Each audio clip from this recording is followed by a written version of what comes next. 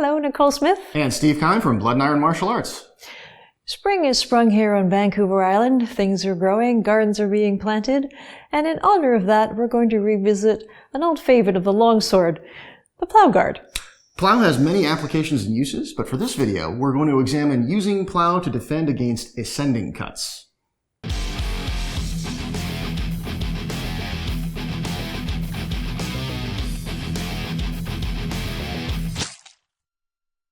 All right, so on our open side, you're going to notice that we have two variants of Plow. We have the thumb grip Plow that I can use to manipulate my opponent's sword in the bind, and at Blood and Iron we have what we call the check Plow, or simple Plow. Much easier to use in gloves, and we utilize this during sparring to check our opponent's incoming strikes so that we can better gauge how we're going to fence them as the match progresses. All right, so it's important for me to gauge what my opponent is going to throw at me during sparring. I don't ever want to assume the strike is going to be weak or strong. I want to use my guards to determine what I'm going to be receiving from my opponent in the way of attacks. As the cut comes in, I want to check it with my plow grip position so I can use feeling to determine how strong the cut's going to be. And I have to do this multiple times.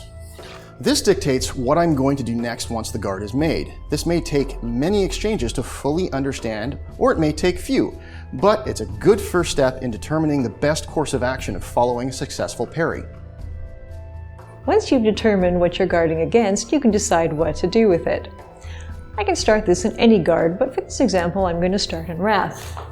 As the cut comes in, I'm going to defend in my plow guard position, and I've determined that it feels a little weak. So I'm going to keep my good, strong structure. I'm going to pass forward for a thrust.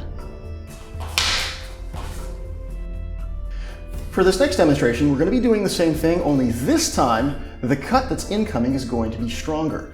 Once the defense is made, I'm using fueling. I realize the cut's going to overpower my guard, so I want to redirect it so it's not a threat.